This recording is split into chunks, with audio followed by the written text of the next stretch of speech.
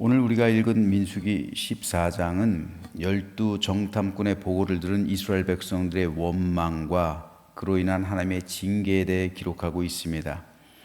원래 모세가 12명의 정탐꾼을 가나안 땅으로 보낸 것은 지형을 살펴서 정복할 루트를 찾기 위함이었습니다. 또 그 땅의 풍요로움을 백성들에게 알게 해서 백성들로 하여금 가나안 땅에 대한 부푼 희망을 갖게 하기 위함이었습니다. 하지만 정탐꾼들이 가져온 소식은 뜻밖의 것이었습니다. 그 땅이 분명 젖과 꿀이 흐르는 땅이기는 했지만 그 땅에는 안악 자손들이 살고 있어서 우리가 그 땅을 정복하기란 불가능하다라는 보고였습니다. 하지만 갈렙과 여호수아는 우리가 능히 그 땅을 취할 수 있다고 말했습니다. 그러나 이런 갈렙과 여호수아를 돌로 쳐 죽이려고 하죠. 왜 그러냐면 갈렙과 여호수아는 약속의 땅을 믿음의 눈으로 바라봤어요. 하지만 나머지 10명의 정탐꾼들 그리고 백성들은 그 약속의 땅을 자신의 눈으로 바라보고 자신의 생각으로 판단했습니다. 똑같은 땅이지만 누구의 눈으로 그 땅을 바라보느냐에 따라 생각하는 것이 달라지고 행동하는 것이 달라졌던 겁니다. 우리 역시 인생을 살아가다 보면 여러 가지 사건, 사고, 고난, 역경을 만나게 됩니다. 그런데 그 일들을 내 눈으로 바라보면 해결하기 불가능할 것 같고 도무지 길이 없을 것 같습니다. 하지만 하나님의 눈으로 바라본다면 그 일은 불가능한 게 아니에요. 여호와의 손이 짧은 게 아닙니다. 다만 그 일을 통해서 하나님께서 어떤 영광을 받으실 것인가 우리가 생각해야 될 것은 이거예요. 내 개인적인 삶의 아픔, 내가 당하는 어떤 사건과 사고, 내가 직면하고 있는 역경과 고난, 이것을 통해서 어떻게 하나님께서는 영광과 찬양을 받을 것인가, 우린 이것을 생각해야 돼요. 오늘 똑같은 땅에 대한 보고에서도 하나님께 어떻게 영광을 돌릴 것인지, 그 땅이 어렵죠. 안악 자손이 살죠. 하지만 하나님께서 권능으로 그 땅을 차지하게 하신다면 하나님께서 영광 받으시는 거예요. 그 땅을 내 힘으로 정복하면 내가 영광 받는 거죠. 하지만 하나님의 권능으로 정복해야 하나님께서 영광과 찬양을 받으시는 거잖아요. 하나님께서는 그렇게 되길 바라셨던 거예요. 하지만 내 눈으로 바라봤기 때문에, 내 생각으로 판단했기 때문에 불가능합니다 라는 선언을 내리고 말았습니다. 그러므로 참된 믿음은 내 눈으로 바라보기를 그치고 하나님의 눈으로 바라보는 겁니다. 그럴 때 하나님의 생각을 알게 되고요, 하나님의 뜻에 순종하게 되고 하나님의 길로 인도함 받게 되고요, 그럴 때 우리 하나님께서 영광과 찬양을 받게 되는 겁니다. 이 사실을 믿으시면서 저와 여러분 모두 하나님의 눈으로 이제부터 모든 것을 바라봄으로 승리하게 되기를 주님의 이름으로 축복합니다. 오늘 우리가 읽은 민수기 14장은 크게 네 문단으로 나눌 수가 있어요. 10절까지는 전 이스라엘 회중이 참여한 가데스바네아에서의 반역 행위를, 11절에서 19절은 이스라엘을 향하신 여호와의 진노와 모세의 중보 기도를, 20에서 38절은 가데스바네아에서의 반역 사건에 참여한 출애굽 제1세대 징계 선언을, 39절에서 45절은 이스라엘 백성의 무모한 가나안 정복 시도와 치욕적인 패배를 기록하고 있습니다. 오늘은 이 가운데서 2절에서 4절 말씀에 대해 살펴보겠습니다. 이스라엘 자손이 다 모세와 아론을 원망하며 온 회중이 그들에게 이르되 우리가 애굽 땅에서 죽었거나 이 광에서 죽었으면 좋았을 것을 어찌하여 여호와가 우리를 그 땅으로 인도하여 칼에 쓰러지게 하려 하는가? 우리 처자가 사로잡히리니 애굽으로 돌아가는 것이 낫지 아니하리야. 이에 서로 말하되 우리가 한 지휘관을 세우고 애굽으로 돌아가자 하며. 지난주 토요일 새벽에 이스라엘 백성이 다베라에서 하나님을 원망해서 그들이 하나님의 심판을 드렸다고 말씀드렸는데, 오늘 본문에서도 이스라엘 백성들은 하나님에 대해 원망하고 있습니다. 그래서 하나님은 출애굽 제1세대를 가나안 땅에 들어가지 못하게 하시고 모두 광야에서 죽게 하셨습니다. 그런데 이들이 원망한 적이 한두 번이 아니에요. 출애굽하는 과정부터, 즉 출애굽기부터 민수기까지 이스라엘 백성이 하나님과 모세에 대해서 원망했던 적이 성경에 기록된 것만 공식적으로 몇 번인지 아십니까? 공식적으로 기록된 거예요. 성경에 공식적으로 기록될 정도면 크게 백성들이 다 원망했다는 거예요. 그게 몇 번 기록되어 있을 것 같아요? 출애굽기부터 민수기까지요. 공식적으로 원망했다는 기록이 모두 17번이에요. 그중 11장에 기록된 다베라에서의 원망 사건은 8번째 원망이에요. 그리고 오늘 14장에서의 원망은 12번째 원망이에요. 그리고 하나님의 엄청난 심판을 받았죠. 40년 동안 너희가 광야에 있으면서 출애굽 제1세대 갈렙과 여호수아 제외건 다 죽을 것이다. 심판을 받았죠. 그런데 이 심판을 받은 이후로도 이스라엘 백성들은 아직도 5번이나 더 원망을 해요. 공식적으로. 이스라엘 백성 전체가. 하나님의 심판을 받아서 가나안 땅에 들어가지 못할 것이다 라는 선언, 징계를 받은 이후에도 그들은 원망을 반복하고 있는 거예요. 아니, 회개하고 또 회개해서 하나님께 간구해도 모자랄 판에 또다시 5번이나 더 공적으로 이스라엘 백성 전체가 원망하고 있어요. 이렇게 보면 원망은 습관이에요. 원망은 습관이에요, 습관. 이스라엘 백성이 오늘 본문에서 뭐라 말하면서 원망하고 있습니까? 우리가 애굽 땅에서 죽었거나 이 광야에서 죽었으면 좋았을 것을. 결국 그들의 말대로 된 거예요. 그들의 말대로 광야에서 죽은 거예요. 우리가 한 지휘관을 세우고 애굽으로 돌아가자. 이게 하나님 앞에서 할 소리입니까? 얼마나 하나님께서 진노하시겠어요. 우리가 한 지휘관을 세우자. 모세 말고 지휘관 한 명 세워서 다시 애굽으로 돌아가자는 거잖아요. 이거 하나님을 대적하는 거잖아요. 이렇게 원망을 했어요. 그러니까 하나님께서 그토록 진노하신 겁니다. 하나님의 뜻을 정면으로 반기를 들은 것이고, 그리고 하나님의 뜻을 꺾은 것이기 때문에 그래요. 그런데 한번 생각해 보시죠. 원망한다고 일이 해결될까요? 하나님께서 도무지 가망이 없는 전쟁, 그 전쟁에 이스라엘 백성을 동원하실까요? 원망한다고 속이 풀립니까? 원망한다고 다른 사람이 알아줍니까? 원망한다고 해서 해결될 거 아무것도 없어요. 우리도 마찬가지예요. 우리 가정에서 혹은 내 삶에서, 교회에서, 사회에서 원망한다고 해결될 일은 아무것도 없어요.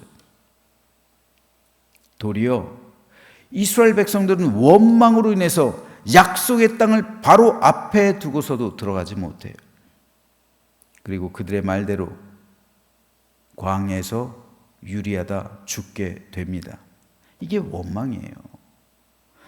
원망은 일을 해결하는데 전혀 도움이 되지 않아요. 오히려 상황을 악화시켜서 돌이킬 수 없는 상황으로 만들어버려요. 이에 대해서 히브리서 기자는 이렇게 말해요.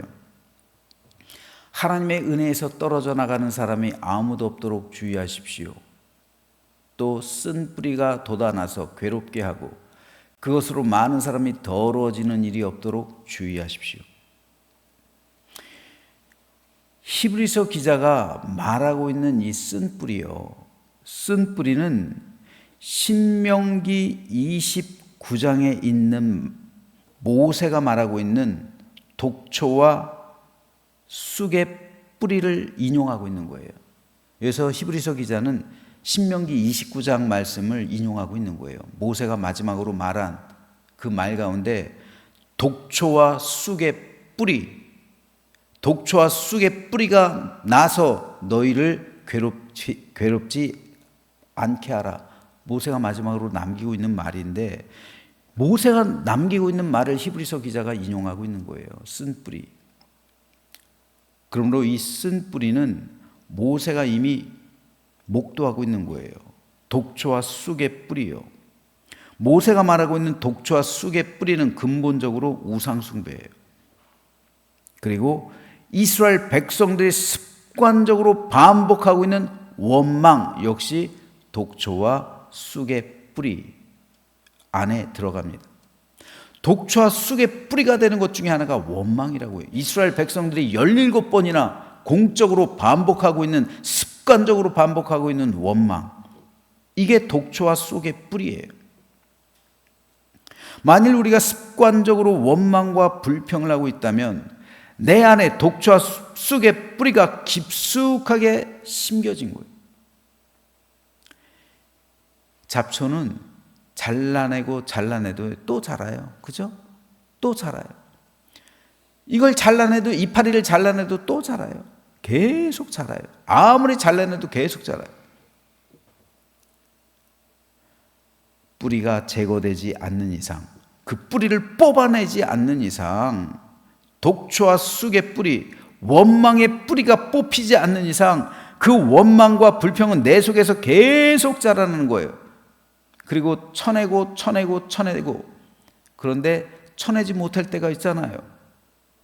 그러면 이게 자라서 내 마음을 완전히 사로잡아 버리는, 내 마음에 이 잡초가, 이 원망이 가득하게 돼 버리는 거예요.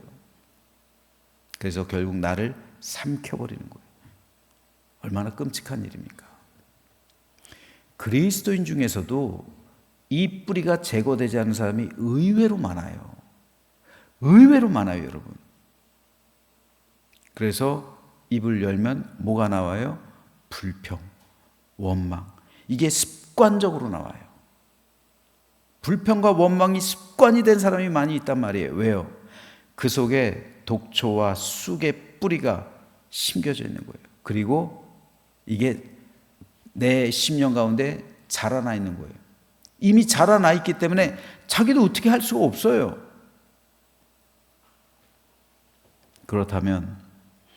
그렇기 때문에 우리 성도에게서 굉장히 중요한 것 중에 하나는 바로 이 독초와 쑥의 뿌리를 뽑아내야 되는 겁니다. 어떻게 그러면 우리는 내 안에 있는 쓴 뿌리를 완전히 제거해 버릴 수 있을까요? 예수 그리스도의 십자가 보혈의 능력, 그리고 성령의 불세례 외에는 방법이 없어요. 다른 걸로는, 인간의 노력으로 그 쓴 뿌리를 뽑아낸다고요? 아니요. 그거야말로 불가능해요. 인간의 노력으로 쓴 뿌리를 뽑아내려고 하는 그 종교가 불교잖아요. 그래서 해탈한다는 게 그거잖아요. 인간의 노력으로는 쓴뿌리를 못 뽑는 거예요. 계속해서 왜냐하면 사단은 계속 이 쓴뿌리를 심고 다니잖아요. 계속. 내가 쓴뿌리가 내리지 않는 토양으로 내 마음밭이 바뀌지 않는 이상 쓴뿌리는 계속 우리에게 심기는 것이고요. 계속 자라는 것이고요. 캐낼 수가 없는 거예요. 예수 그리스도의 십자가 보혈의 능력, 그 십자가 보혈로 적셔지고 성령의 불로 살라질 때 비로소 쓴뿌리가 완전히 캐내지는 거예요. 그리고 내 심령은 마귀가 쓴뿌리를 심을 수 없는 토양이 되는 거예요. 그 마음밭이 되는 겁니다. 그럴 때 더 이상 원망과 불평이 나오지 않는 거예요. 그래서 우리가 기도하는 거예요. 기도할수록 우리는 그리스도의 보혈에 젖어드는 것이고요. 모든 죄를 소멸하시고 나를 정화시키시는 성령의 불로 살라지게 되는 거예요. 그러니까 기도할 때 그리스도의 보혈로 적셔 주십시오. 성령의 불로 소멸해 주십시오. 내 안에 있는 쓴 뿌리를, 독초와 쑥의 뿌리를 예수 그리스도의 십자가 보혈로 심어주십시오. 깨끗이 씻어주십시오. 마귀는 계속 쓴 뿌리를 심고 다녀요. 성도들의 심령 가운데 할 수만 있다면 그 가라지에 비유잖아요. 가라지가 뿌리고 가잖아요. 사단이 뿌리고 가잖아요, 가라지를. 하지만 예수 그리스도의 십자가 보혈이 그 심령 가운데 흐르고 있다면, 그 안에 적셔져 있다면, 그 마음에, 그리고 성령의 불이 우리 심령을 사르고 있다면 어떻게 가라지가 심겨져요? 내려오자마자 살라지죠. 그리스도의 보혈로 씻겨져 버리죠. 그래서 쓴뿌리가 내 안에 완전히 제거되는 거예요. 바로 이런 사람이 성화를 이루는 삶, 그리고 완전한 구원에 이르는 삶, 그리고 믿음으로 승리하는 삶이 되는 겁니다. 그렇다면 오늘 이 시간 내 마음을 한번 점검해 보시기 바랍니다. 과연 내 심령 밖에는 내 심령 안에는 쓴뿌리가 자라고 있는가, 아니면 완전히 캐내어져 있는가? 그걸 뭘로 판단할 수 있어요? 내가 평상시 하고 있는 생각, 마음, 말, 이걸 보고 판단할 수 있잖아요. 내가 말하는 것, 나는 어떤 말을 어제 했는가, 나는 어떤 생각을 어제 했는가, 곰곰하게 생각해 보세요. 그러면은 내 안에 독초와 쑥의 뿌리가 들어 있는지 아니면 캐내어져 있는지를 판단할 수 있죠. 만일 쓴뿌리가 내 안에 있다면 그리스도 예수의 보혈로 깨끗이 씻김 받는 오늘 아침 되시기를 소망합니다. 그리고 성령의 불로 모든 것이 소멸되는 이 아침 되기를 바랍니다. 그럴 때 비로소 우리는 하나님의 눈으로 세상을 바라볼 수 있게 되는 거예요. 쓴뿌리가 제거될 때 비로소 우리는 하나님의 생각을 알게 되고 하나님의 뜻을 깨달으며 하나님의 인도하심을 받게 됩니다. 그러면요, 내가 어떤 사람을 위해서 기도할 때 나를 괴롭히는 어떤 사람이 있을 수 있잖아요. 내가 기도하는 그 사람이 바뀌든, 아니면 더 놀라운 사실은 내가 바뀌든, 그렇게 되는 거예요. 완전히 기도의 패러다임이 바뀌는 거예요. 그 사람을 통해서 나를 더 성숙하게 하기 위해서, 그래서 하나님께 찬양과 영광을 돌리기 위해서 나를 괴롭힐 수 있는 거예요. 또 내가 당하고 있는 어떤 어려움, 그 어려움을 통해서 하나님께서 그 어려움을 완전히 없애주시든지, 아니면 그 어려움을 통해서 나를 단련시키시고 나를 더 성숙하게 변화시키든지, 그렇게 되는 거예요. 또 내 모든 문제요, 그 문제를 풀어주실 수도 있지만 그 문제를 초월하게 만들 수도 있어요. 하나님께서 그 문제에 대해서 나를 초월하게 만들 수도 있어요. 그 문제에 대해서 완전히 포기해버리고 하나님께 맡겨버리고, 그로 인해서 하나님께서 영광과 찬양을 받으실 수도 있어요. 몰라요. 우리는 하나님의 뜻은 모릅니다. 하지만 하나님의 눈으로 바라보게 될 때 그 문제에 대한 해결이 보이기 시작하는 거예요. 어떤 방법으로든요. 그래서 결국에는 가장 선하고 좋은 길로 하나님께서 우리의 삶을 인도해 주심을 믿으시면서 기도할 때 사도 바울이 말하는 것처럼 평안과 감사로 아무것도 염려하지 말고 모든 것을 주님께 맡기고 기쁨 가운데 간구하면서 오늘 하루 주와 동행하는 복된 날 되시기를 주님의 이름으로 축원합니다.